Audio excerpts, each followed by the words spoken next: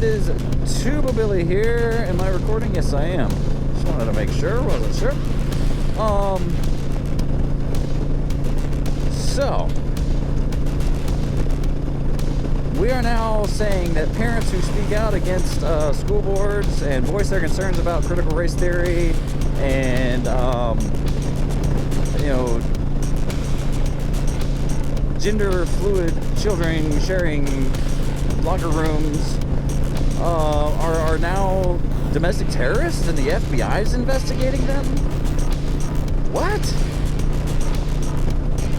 And we're also going to be monitoring the bank accounts of every single American for transactions over $600? What?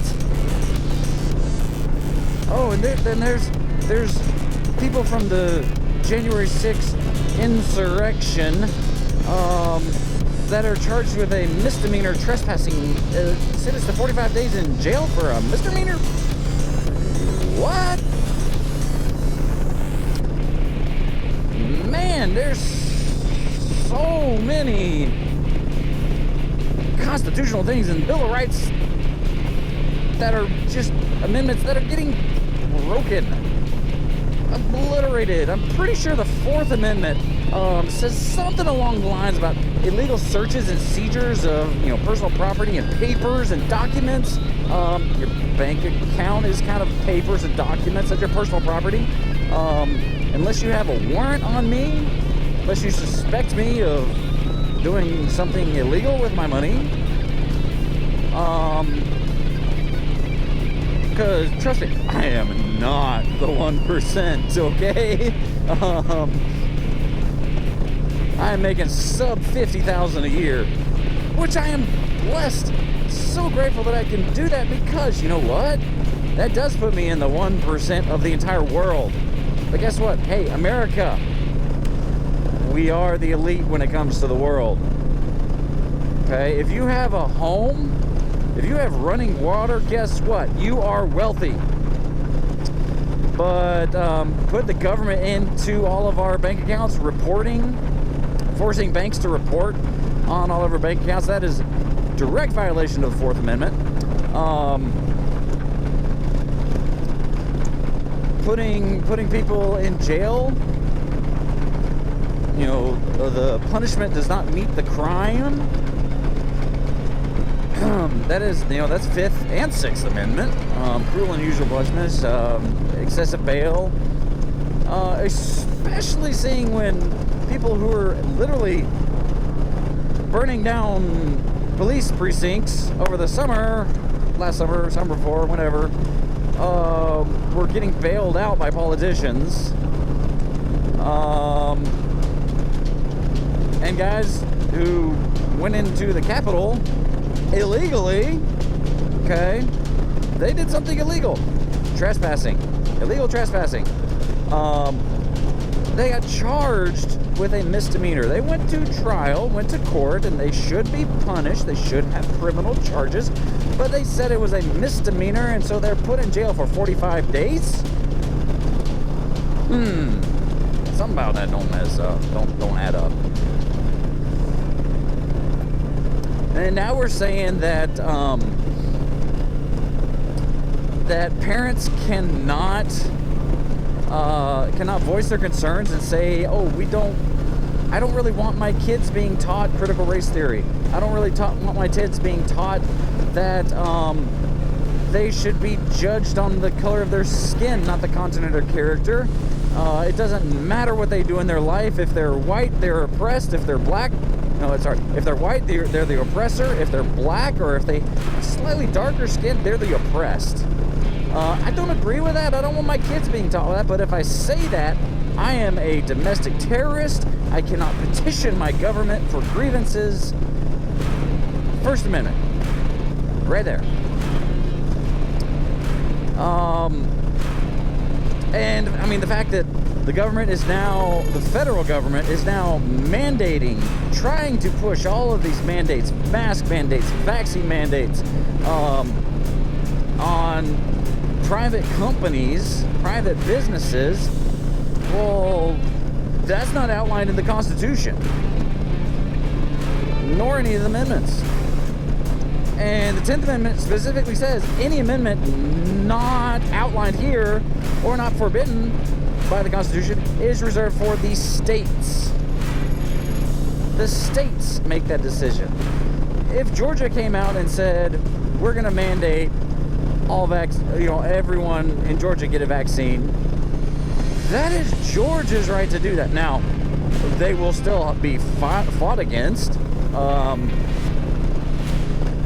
but that is Georgia's business, not the federal government. That is an overreach of the 10th Amendment. Why in the 9th Amendment? Because the 9th Amendment says, we have personal rights that, that are otherwise not addressed in the Constitution.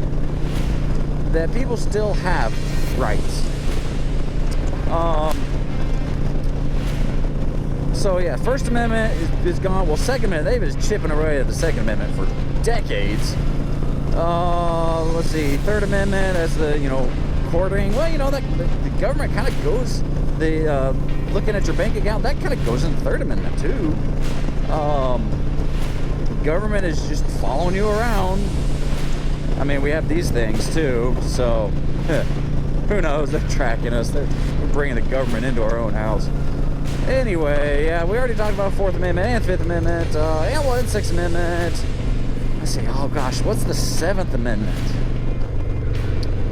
I really want to get more versed and learn these amendments better, learn the Constitution. What's going on here? You okay? No. All right. Anyway, I want to learn the Constitution better. I want to be more versed in it. Let's see, Seventh Amendment. I don't remember. Eighth Amendment's another one I don't remember. Ninth Amendment, the personal rights not outlined in the Constitution, still reserved for the people. 10th Amendment, anything not specifically outlined or forbidden in the Constitution is reserved for the states. And the reason we do these things, and the Bill of Rights was ratified by all of the states in 1791. All the states that existed then. And it's, there are more amendments, yes. The point of the Constitution was in order to form a more perfect union, okay? The Founding Fathers even knew that this new form of government that they were forming was not going to be perfect, okay? Ben Franklin even said, well, you have your freedom if you can keep it. And so people are fallible, okay? That is why, in order to form a more perfect union, they knew it was not going to be perfect. It wasn't going to be complete. And so they have a process to make it a more perfect union. If you don't like something, make an amendment to the Constitution. We did that with alcohol.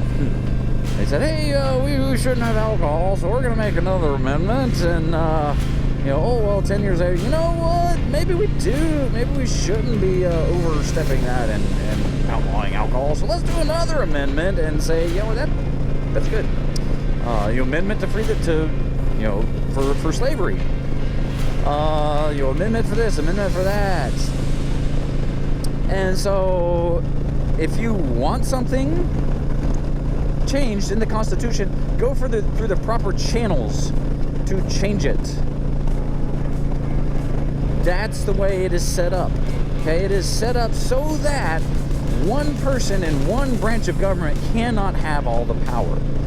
It is designed to be frustrating. It is designed to run slow. It is to stop the emotional responses, like what happened in Australia with a mass shooting, and they just took everybody's guns. Unilaterally, just boom, everybody's guns gone. And I mean, now look what's happening in Australia. They're trying to fight for their freedom just to go outside. If everyone in Australia was armed, I don't know if the government would be so willing to do that. Not saying that the people would rise up against the government, but it is a deterrent. That is why we have the Second Amendment. And it is one of the few amendments that says shall not be infringed. First Amendment says Congress shall not make any law.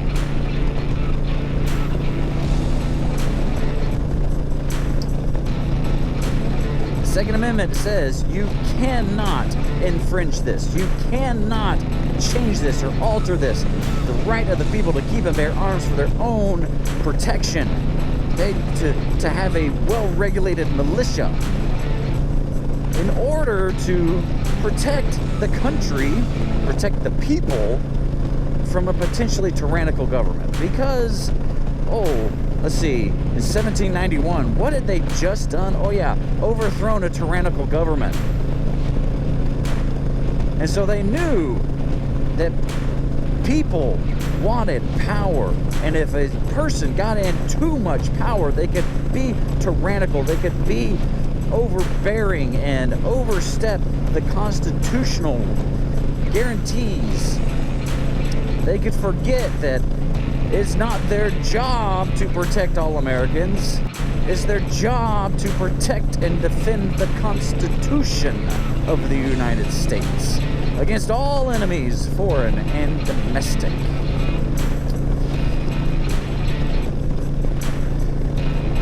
So that is my pledge to you, whoever may be listening to this. I am going to study and learn more about the Constitution and the Bill of Rights, the other amendments. I'm going to remember what the 7th and 8th Amendment are, because they're skipping my head right now.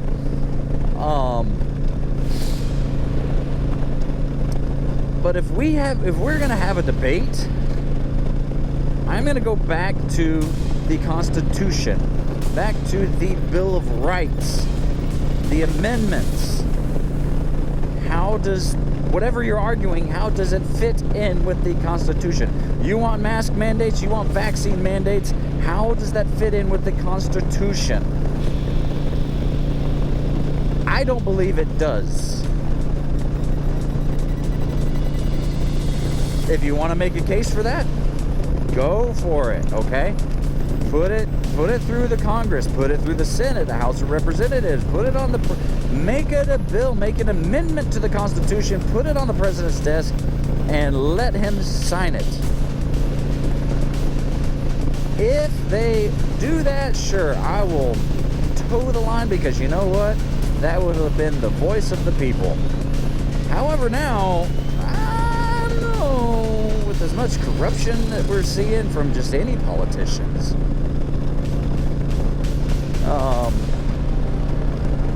it's just there's so much messed up. It is a messed up world.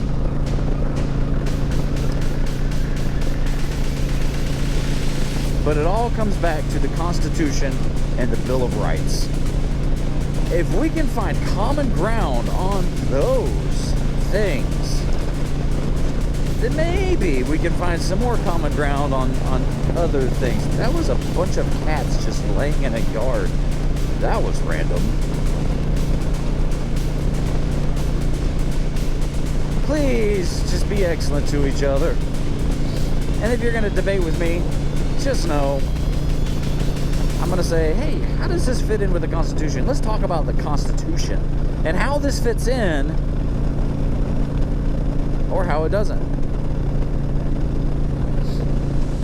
Just, that's going to be my go-to from now on. But first, I need to learn more about it. I need to study it. I kind of know what it says. But I pledge to you, just like the Founding Fathers, my life my honor, or my life, my fortunes, my sacred honor.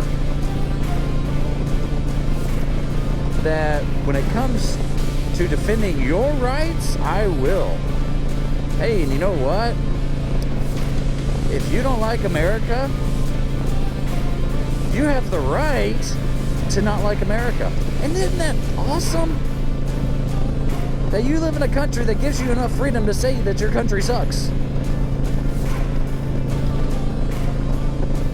Isn't that interesting? Come on, just be excellent to each other.